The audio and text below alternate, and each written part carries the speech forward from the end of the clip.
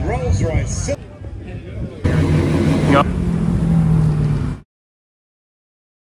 What's up, guys? Welcome back to Six Cars. I am Kyle. Today is Sunday here, Monterey Car Week 2025, the final day of another wild week, and that can only mean one thing. It's the Pebble Beach Concours d'Elegance. It's a big day, people. This is going to be a long one. Tons of crazy cars in the video, classics, the concept lawn, supercars. It's going to be a bit of everything. So I'm very excited. We are currently stuck in some ridiculous 17-mile drive traffic. Once we do park the car, we'll head right into the show and start checking out all of the cars for today. If you haven't already throughout this crazy week, hit subscribe. I don't know why you wouldn't have already, but make sure you hit that big red button. It really helps. We're going to go find some parking and then jump right into the show.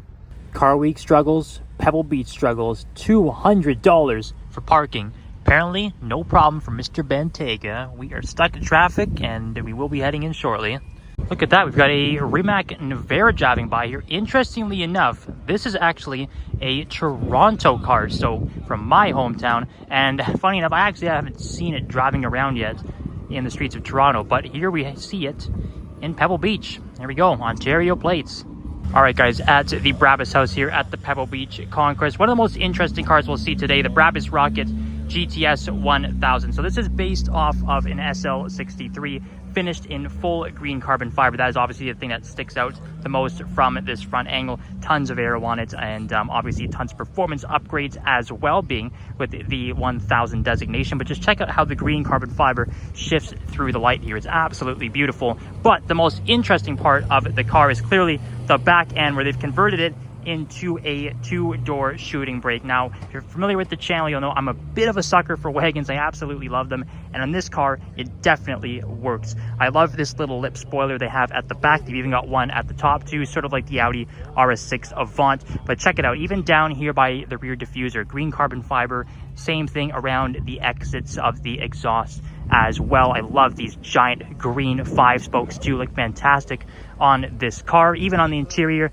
you have that full green Alcantara with the green carbon fiber accents as well. Just an absolutely beautiful build, but I wouldn't expect anything less from Brabus when it comes to modifying Mercedes. And just next door to Brabus is Bugatti, where we have the new Tourbillon, which we actually saw unveiled here Monterey Car Week last year. It's a beautiful design if you guys have not seen it up close already.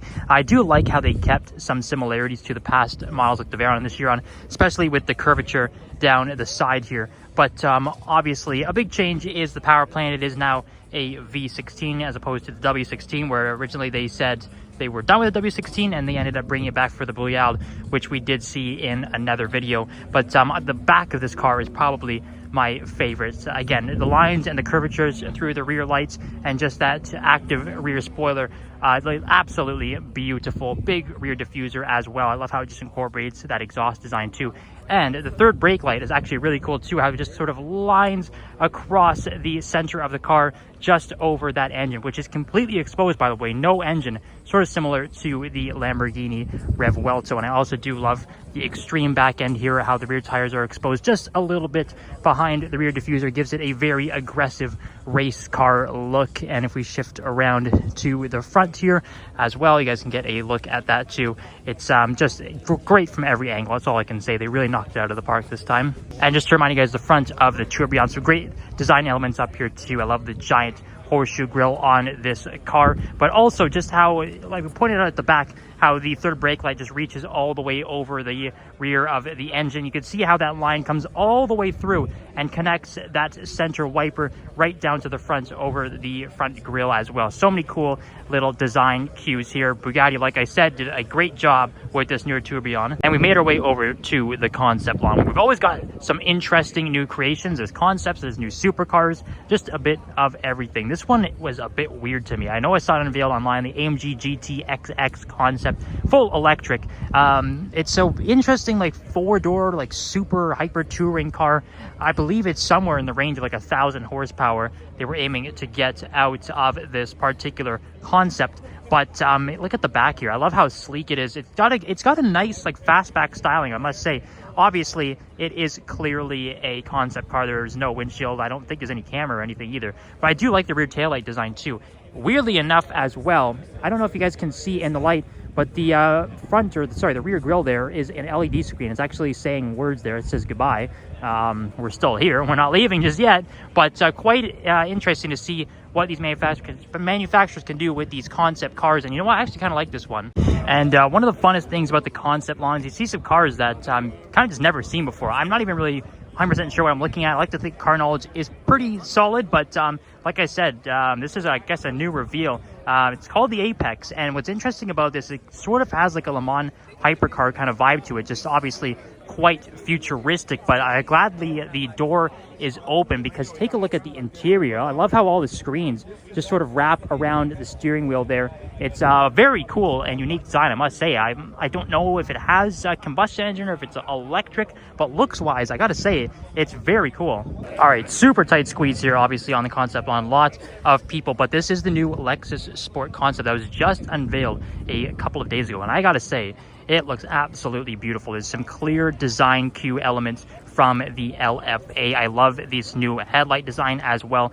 The intakes on the hood kind of remind me of the Lotus Emira, so there's a bit of styling cues from some different cars, but I think if they have any intention of putting this into production as a new supercar, it would be gladly welcomed. You can only hope that is a combustion engine and not electric, but that will be determined in the future. The side mirrors look fantastic as well. It has the active rear wing, similar to the Lexus LFA, but yeah, it has a nice fastback styling to it as well. Man, oh man, that is a really good looking car. I know they've been testing a V8 concept for a while too in road and race trim. Hopefully it looks something similar to this because it is quite nice.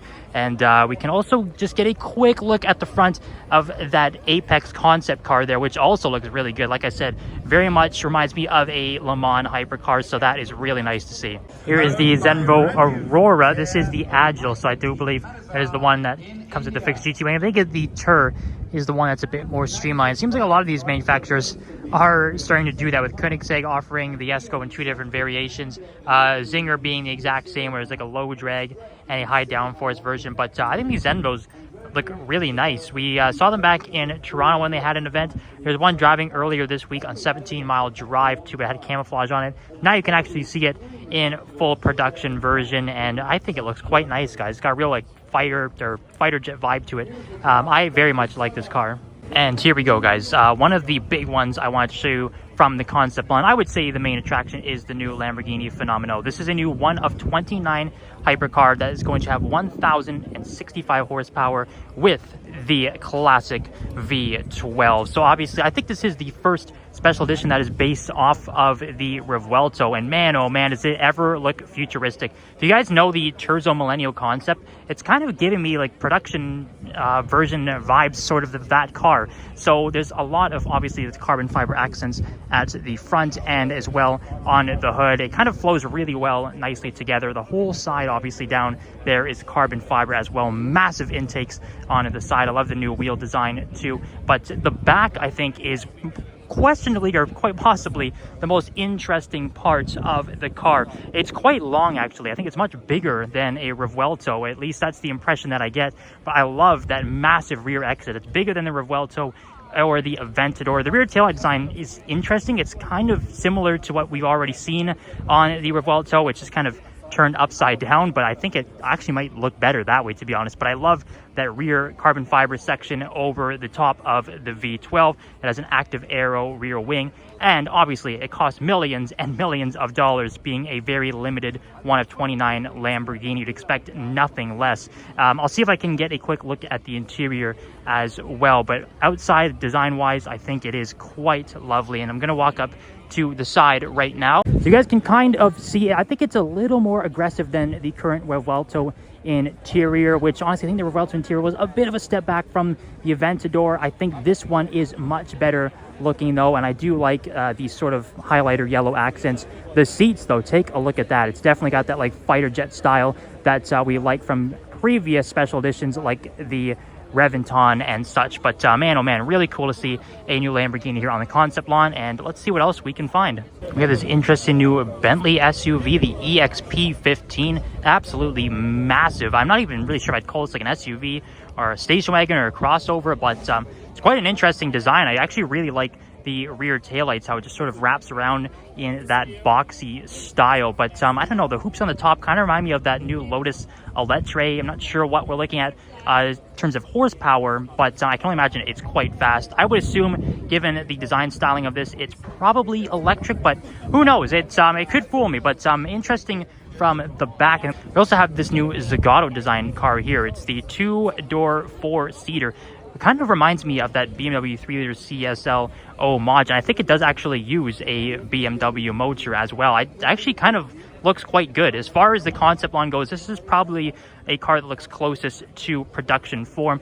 Okay, you can clearly see, I do believe it could be probably based off of a BMW, just going by the headlights and that front grille design, as well as the wheels. Really reminds me of sort of like a CS BMW, but I think that looks quite good. And we have the back of the new Aston Martin Valhalla, which, by the way, is probably the best looking car in this concept line at the moment. It is just a lovely design. Aston Martin's really knocking it out of the park. It's essentially a baby Valkyrie, whereas that one wasn't necessarily legal for North America. This one is, so obviously we will be seeing customer versions of this car here quite soon. But have a look at the interior. I love the steering wheel design on that. It's simplistic, but it's futuristic at the same time. The interior of this Valhalla is just beautiful. I absolutely love it. Love the big roof intake on top as well. And this one does have a nice blend of carbon fiber back to that classic Aston Martin British racing green. And behind that is that Touring Superleggera, the Veloce 12 Bruschetta. Very nice indeed, based on the Ferrari 550.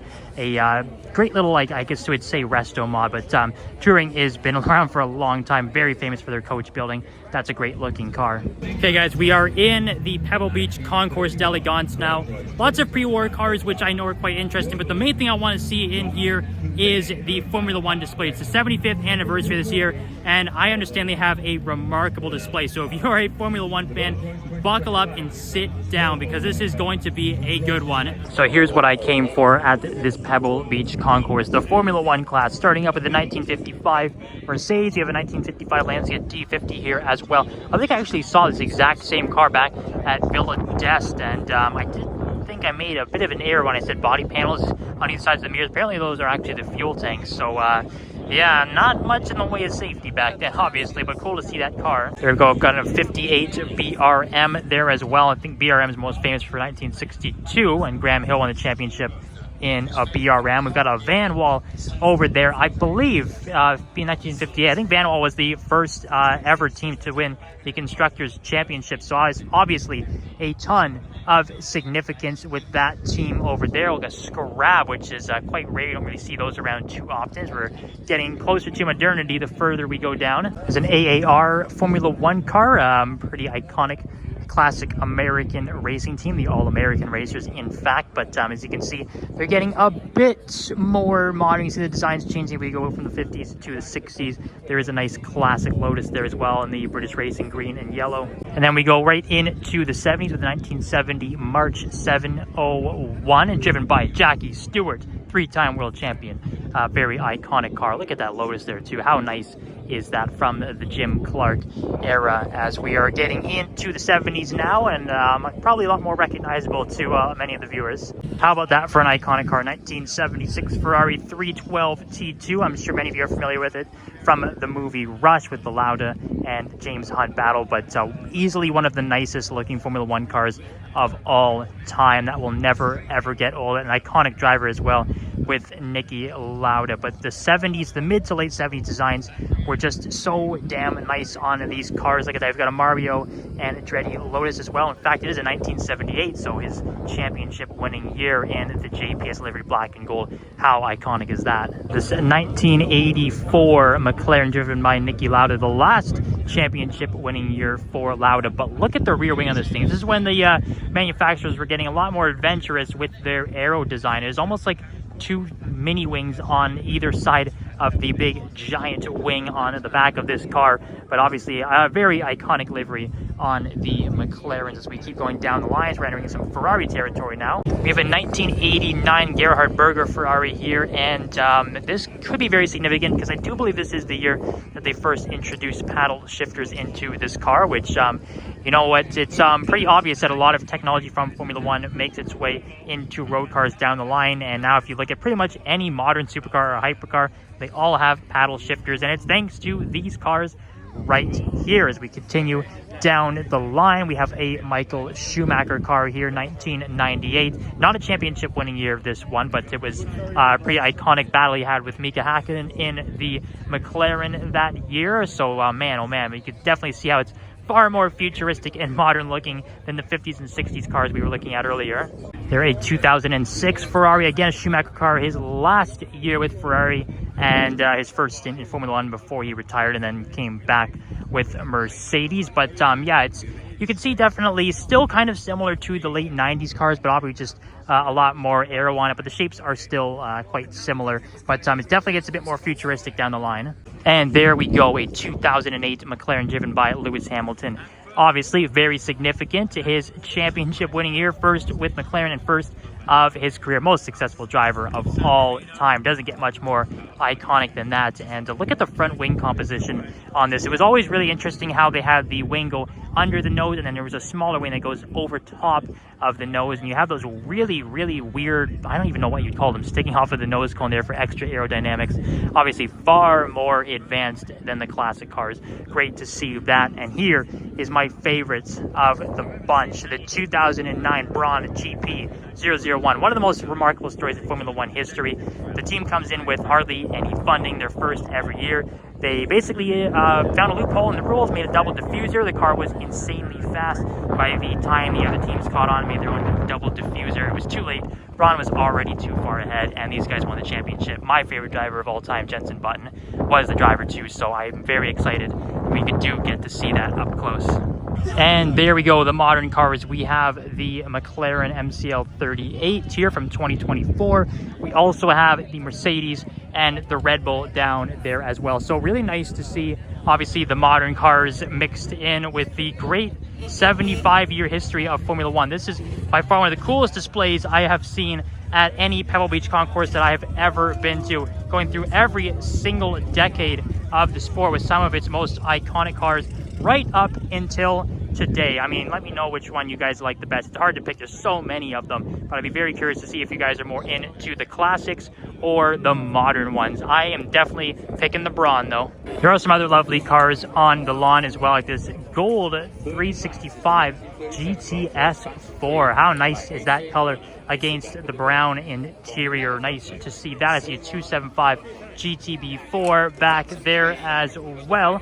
We continue on as a lovely 300 SL, white with the black hardtop, and I love how it's got the skis on the back here as we take a look. It definitely has that like James Bond kind of vibe to it with the suitcase as well. That is really good looking, as we've got some classic Ferraris over this way as well. Another nice gold Ferrari there, the 1956 410 Super America. Again, very like non-traditional Ferrari design, but it does look quite good. We've got the 275 GTB4 over here as well, one of the nicest looking classic Ferrari designs out there, bar none. Two lovely 250 LMs as well. Again, another iconic Ferrari racing car. We will see another one, I do believe, when we have our Ferrari Concours video shortly after this one, but it's a lovely design, very reminiscent to the modern 296. And then this one here is rather interesting. I'm not sure what the story is behind it, but it does have the green and red like safety car lights on it, so that's quite interesting. The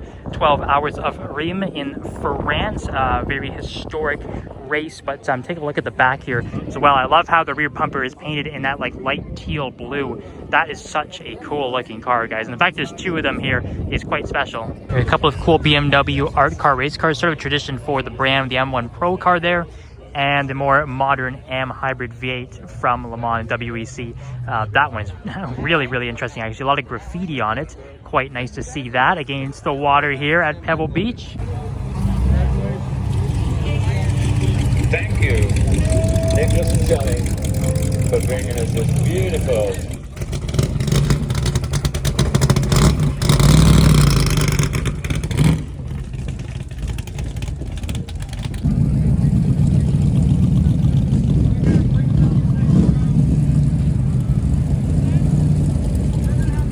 Look at this 1949 Aston Martin DB2 Coupe. This is like a very old competition class here, but it's kind of interesting. It's very different looking from other classic Aston Martins, and it also sits really high up. There's a lot of room with that suspension, but I love how the hood is just tied down by these leather straps that go all the way from one side to the other. Green on green. That is quite cool to see. There's a 300 SL competition as well, 356 back there too. And actually, I do see a Miura coming up. I'll get that for you guys. 1959 Rolls-Royce Silver Race. Like that one. Tourer owned by the one and only Anne Rockington Lee and the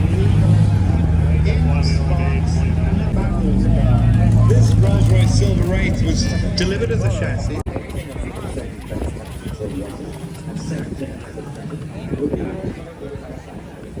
And just leaving the show field, going back to the polo fields for a bit of pack-up. I had to show you guys the SLR Sterling Moss as it's parked here outside the Mercedes house. Good thing we caught it driving, as it's quite a rare sight. Only a handful of these ever built, and really the pioneer of this modern open-top speedster type car. But man, it's so nice. Right now it does have the passenger side covered up, but you can still clearly see there is a passenger seat in there. I don't know if they all had the red seats or if it's unique to this particular car, but just such a lovely design. The side exit as well was always a nice design choice, but just take a look at that. Such a unique and special car. But without further ado, I'm gonna head back down the road, check out the polo fields. There we go, back for rollout, and apparently I didn't even need to stop for this because the Sterling Moss just followed me straight to the polo fields. How cool is that, guys? Let the madness begin. So we saw the SLR Sterling Moss just roll in. It is the official pack-up for Monterey Car Week. I can already see some cars behind us. So let's take a quick walk through the polo field, see what's already here, and see what shows up. Wow. So yeah, good start. 300 SL, the SLR Sterling Moss. Actually, if you look up top there in the trailer, it looks like a 300 SLR. Tons and tons of money sitting up there. We see a Koenigsegg Regera Ferrari F50 as well. It's already popping off.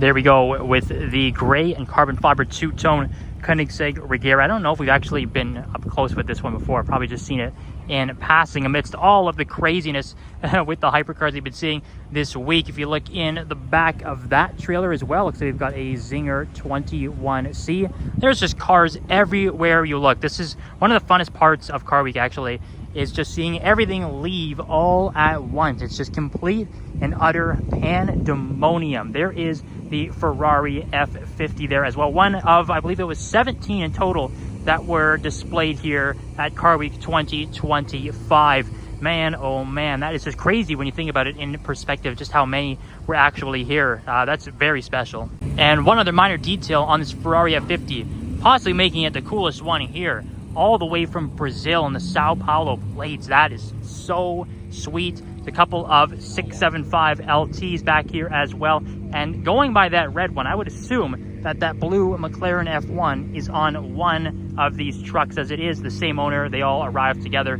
That is by far probably the nicest 675 LT I've ever seen, with the MSO roof intake as well. You can see the Ferrari Enzo up top. But my goodness, it's getting busy really fast. So we got some Ferraris rolling in. We got the 812 Comp Aperta. Very nice. We've got a North American Racing Team 250 short wheelbase as well here behind the 812 Comp Aperta. That's quite the two-car collection there of Ferraris. A very iconic new car and a very iconic classic race car, as we will look and see what else we can find here at the polo fields.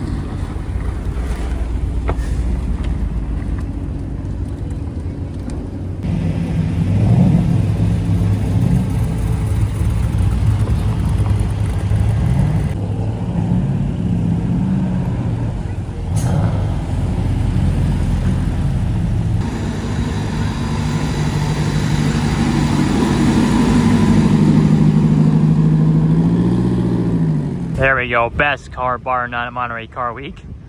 Oh man, the Daytona Competizione.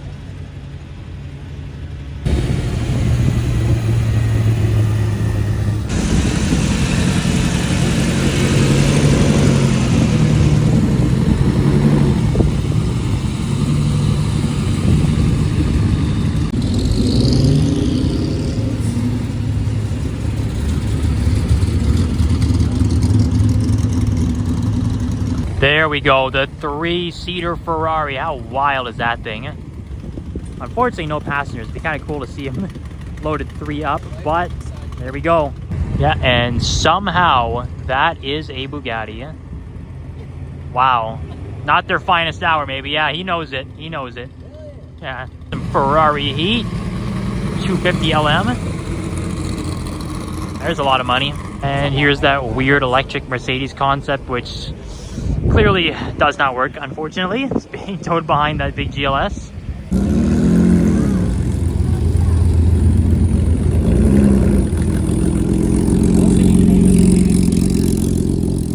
You know, a little 250 Testarossa action.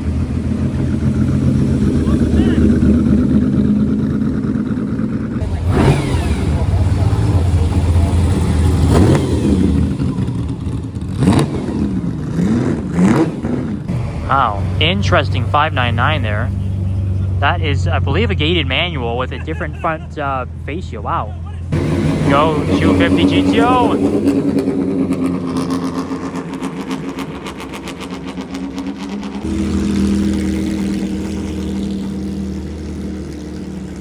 We've got a Maserati MC20 GT2 Stradale. Looks pretty good rolling.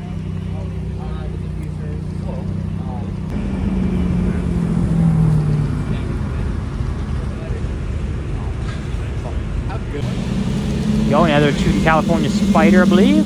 Competition.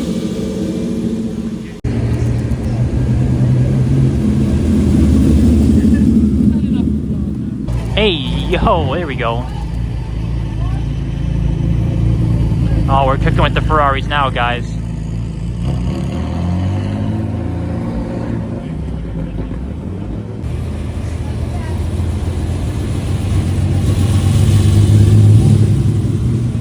Well, guys, that is a wrap. Car Week 2025 is officially over. There will be a couple more videos after this one, but this is the end of our daily vlogs. Sunday is a wrap. We're heading back to the airport, back to Toronto for the time being. Thank you guys, as always, for the support. This is the ultimate week of the year. Already looking forward to 2026, but I hope you guys enjoyed all of the Car Week videos, enjoyed the content. Thanks, as always, for tuning in. We'll see you next time on 6 Cars.